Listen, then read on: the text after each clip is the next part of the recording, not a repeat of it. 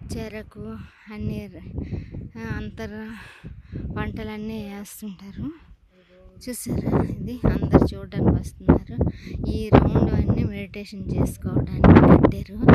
చూసారు, సాలిహొండ దగ్గర ఆ పైన వేణుగోపాల స్వామి యాత్ర అవుతుంటుంది. సాలిహొండం యాత్ర చాలా పెద్ద యాత్ర అవుతుంటుంది. చూడండి, చుట్టుపక్కల గ్రామాలన్నీ ఎంత బాగున్నాయి.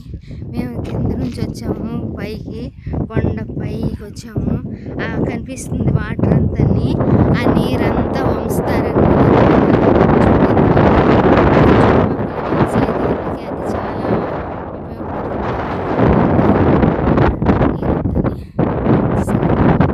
అక్కడ ఏదో రిజర్వాయర్ ఏదో ఉంది, అక్కడ ఏదో ఫ్యాక్టరీ